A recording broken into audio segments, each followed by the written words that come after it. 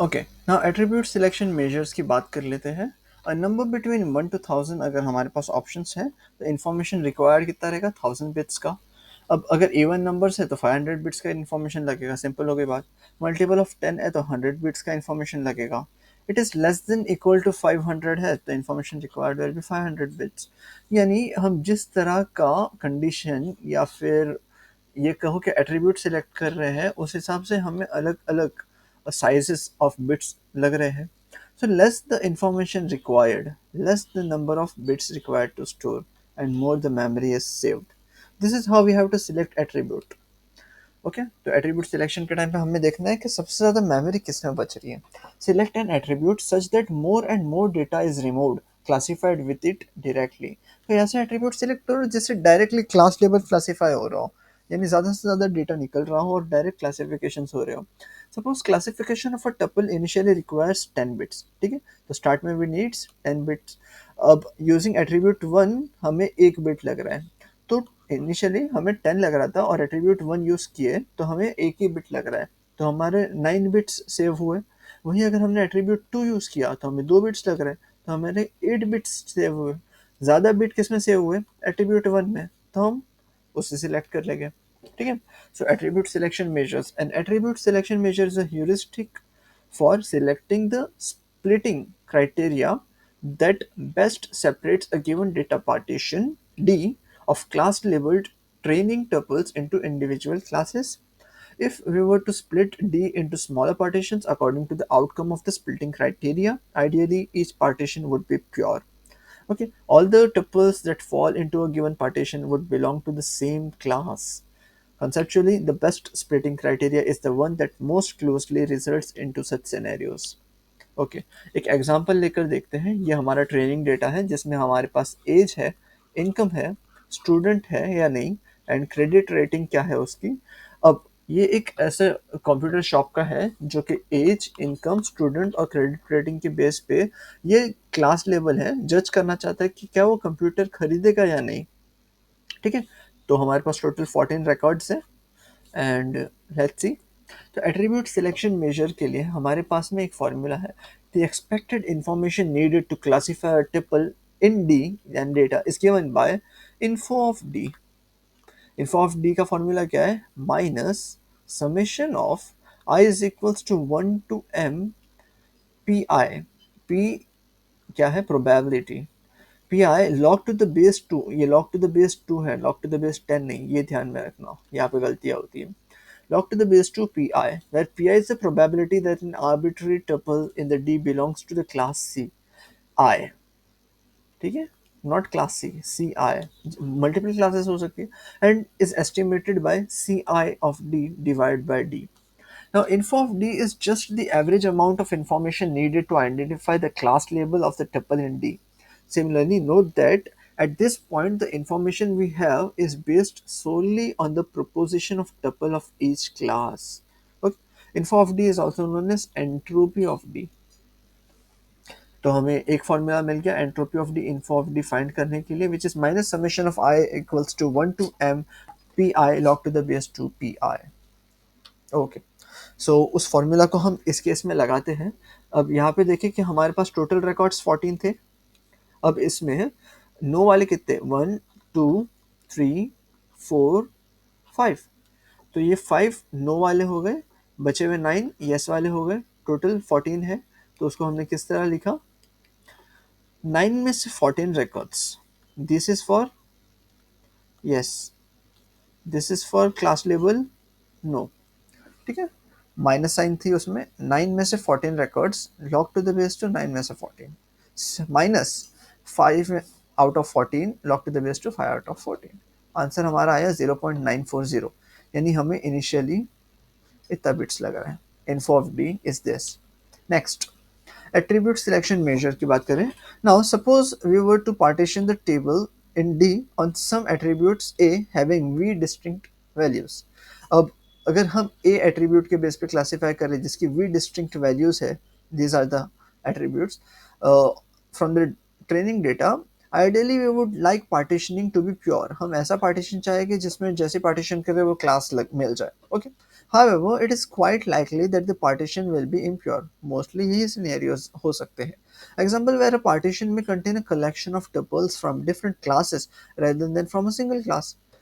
Possible है ना कि हमने जो क्लासिफिकेशन किया ऐसा ऐसा ये दोनों सेम सेम क्लास से बिलोंग ना करते हो और इसमें और भी दो अलग अलग टाइप की क्लासेस बिलोंग कर रहे हो. ठीक है. So how much more information would we still need after the partition in order to arrive at an exact classification. This amount is measured by ये क्या था हमने info of D पहले देखे ये info of D while selecting A as an attribute. समझ गए. सो इसका फॉर्मूला है summation j equals to 1 to v. v क्या है total number of attributes distinct values और dj अपॉन j ये क्या है डिस्टेंस एक तरह से यानी प्रोबेबिलिटी की इनटू इन्फो ऑफ dj. ये इन्फो ऑफ d का जो फॉर्मूला हमने देखा पीछे सेम फॉर्मूला यहाँ पे एप्लीकेबल होगा जब न्यूमेरिकल करेंगे तो और अच्छी अंडरस्टैंडिंग आएगी.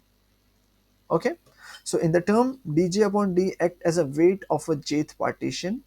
Okay, info of d such that a is the attribute is expected information required to classify a tuple from d based on the partition by a. Okay, the smaller the expected information required the greater the purity of the partition.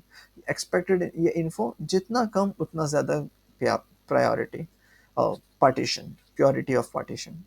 Information gain is defined as the difference between the original information requirement, difference minus sign, original information requirement, info of D. ठीक है? That is based on just the proportion of the classes and new requirement obtained after the partitioning. So gain is equals to info of D minus info of D with attribute A. Okay? Now, in other words, gain tell us how much would be gained by branching on A. वो हमें बताएगा कि हमें gain कितना होगा अगर हमने A attribute से branch किया तो. It's expected reduction in the information requirement caused by the knowing the value of A. The attribute A with the highest information gain is chosen as splitting attribute. जिसका सबसे ज़्यादा gain उसको हम as a splitting attribute choose करेंगे at node n. This is equivalent to saying that we want to partition on the attribute A that would be the best classification so that the amount of information still required to finish the classification tuple is minimal. ज़रूरी नहीं है कि वो zero हो रहा हो अगर minimal भी हो रहा है उस केस में तो भी हम उस एट्रीब्यूट को सिलेक्ट कर लेंगे. ओके, अब न्यूमेरिकल के पॉइंट ऑफ व्यू से देखते हैं. हमें info of D for the attribute age. Age हमारा कहाँ पे यहाँ पे है. उसमें हमारे पास क्या क्या है. एक यूथ है, दूसरा क्या है मिडल एज्ड है और थर्ड इज सीनियर. काउंट देखते हैं यूथ का 1 2 3 4 5. Youth equals to 5. Middle aged कितने 1 2 3 4. सीनियर कितने 1 2 3 4 5. टोटल 14 हो गए बराबर. अब देखो ये 5/14 किसके लिए है यूथ के लिए. ये 4/14 मिडिल एज के लिए और ये 5/14 सीनियर सिटीजन्स के लिए. अब ये तो मैंने क्या बताया था ना डी डैश बाय डी ये तो ये हो गया. अब ये अंदर क्या है info of D. Info of D का फॉर्मूला हमने क्या देखा था माइनस ये 2 क्या है प्रोबेबिलिटी होगी आउट ऑफ 5. तो 5 यूथ थे अब उसमें से पॉजिटिव यूथ कितने हुए यानी ये देखो ये वाला यूथ है ये यूथ है ये यूथ है ये यूथ है और ये वाला यूथ है. अब इसमें से यस वाला 1 2 बाकी 3 नो वाले हैं तो 2 यस वाले out of 5. So -2/5 log to the base 2 2/5 और 3 नो वाले out of 5 -3/5 log to the base 2 3/5. Similarly हमने बाकी सब के लिए भी किए और हमें वैल्यू आई 0.694. हम सबका एडिशन क्यों करें समेशन साइन याद है ठीक है. तो ये सारे का हमने एडिशन कर लिया और आंसर आया हमें 0.694. अब हम गेन कैलकुलेट करेंगे. गेन क्या था info of D minus info of D for the age. तो 0.940 हमने कैलकुलेट किया था माइनस 0.694 हमें इतना गेन मिला एज का. सिमिलरली हम गेन फाइंड करेंगे इनकम के लिए, स्टूडेंट के लिए, क्रेडिट रेटिंग्स के लिए। हम देखेंगे maximum gain is for age, as the attribute age has the highest information gain, it will be selected as the first for constructing the decision tree। तो अब decision tree जब मैं बनाऊंगा तो रूट नोड पे मैं एज को रखूंगा। क्यों? क्योंकि उससे मेरा क्लासिफिकेशन बहुत ज़्यादा इंप्रूव हो जाएंगे। हमने अभी उनका गेन फाइंड करके ये figure out किया। So for the above given data, the decision tree constructed using information gain for attribute selection is as follows। Next other attribute selection measures भी होते हैं, फॉर एग्जांपल गेन रेशियो।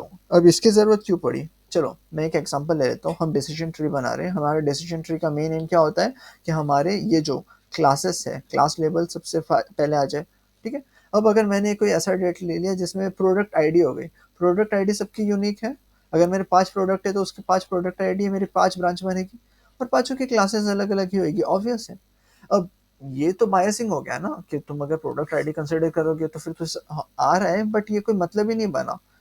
तो इस तरह के कंडीशंस को, biasing को डील करने के लिए गेन रेशियो का कॉन्सेप्ट आता है, which is used by C4.5। Okay, so because each partition is pure, the information required to classify, ये हमने जो अभी डिस्कस किया वही है। द गेन रेशियो किस तरह काम करता है? वो एक स्प्लिट इन्फो, उसका फॉर्मूला है minus summation of J equals to 1 to V D J upon J log to the base 2 D J upon J. ठीक है, यानी ये जो हमने वेट रखा था उसका भी log to the base 2 weight. अब इससे हमें क्या मिलेगा? स्प्लिट इन्फो मिलेगा। स्प्लिट इन्फो को क्या करेंगे हम? गेन को स्प्लिट इन्फो से डिवाइड कर देंगे तो हमें गेन रेशियो मिल जाएगा।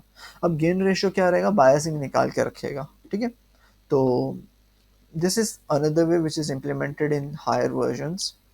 देन यूज बाय कार्ट, ये भी CART भी एक है,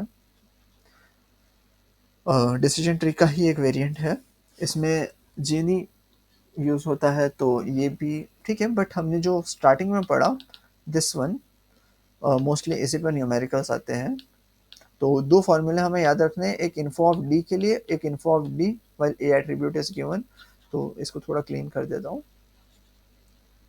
ओके, तो एक तो ये फॉर्मूला याद रखना है हमें, विच is minus summation P I log to the base 2 P I, and दूसरा हमें ये फॉर्मूला याद रखना है। Okay, info of D such for attribute A it is, ये वेट हो गया, इन्फो ऑफ डी, यहाँ पे भी वो फॉर्मूला यूज होगा ही। So with this we are done with the classification method. एक और ट्री प्रूनिंग क्या होता है मैं बता देता हूँ। ट्री प्रूनिंग में हमारा ट्री कई मरतबा बहुत बड़ा हो जाता है। देयर आर टू पॉसिबिलिटीज, एक है ओवरफिटिंग, एक है अंडर फिटिंग। ओवरफिटिंग यानी ज्यादा ही समझ लिया है उसने, यानी एक्स्ट्रा वो समझ चुका है उस डेटा को। Overfitting occurs when the model learns the training data too well, यानी उसने बाय हार्ट ही कर लिया कि अगर ये है तो ऐसा ही होगा, उसने जैसे कंपल्शन जैसा लगा दिया है। The problem is that these concepts do not apply to the new data and negative impact the model's ability to generalise. इसका जनरलाइजेशन पावर खत्म हो जाता है। क्यों? क्योंकि उसने तो याद कर लिया भाई इसके लिए ऐसा, इसके लिए ऐसा। अंडरफिटिंग क्या हो गया? Underfitting refers to the model that can neither model the training data or nor the generalize, यानी वो खुद के डेटा को ही नहीं समझ रहा है तो जनरलाइज या फिर न्यू डेटा को क्या समझेगा। ये अंडरफिटिंग का केस हो गया। तो ट्री प्रूनिंग क्या बोलता है कि अगर ट्री बहुत ज़्यादा बड़ा हो रहा है, उसके ब्रांचेस बनते जा रहे हैं, तो देखो कि भाई यहाँ पे 2 ब्रांचेस बने, यहाँ पे मैक्सिमम आ रहा है तो ये वाले ब्रांच को निकाल दो, सबको यस बोल दो। तो थोड़ा जनरलाइजेशन कर देता है tree pruning. Okay, now pruning is a technique that reduces the size of a decision tree by removing the sections of the tree that provides little power of classifying instances. A pruning reduces the complexity of a final classifier and hence improves the predictive accuracy by reducing the overfitting. Okay, there are two methods of pruning. एक है pre pruning, यानी that stops growing the tree earlier, यानी पहले से ही इतना ज्यादा बढ़ने नहीं देगा। दूसरा, एक बार बढ़ गया उसके बाद थोड़ा सा कट कट करते रहेगा और जनरलाइज करते रहेगा, post pruning. So these were the classification methods. Next is Bayesian classification, which we will discuss in next video. Thank you so much.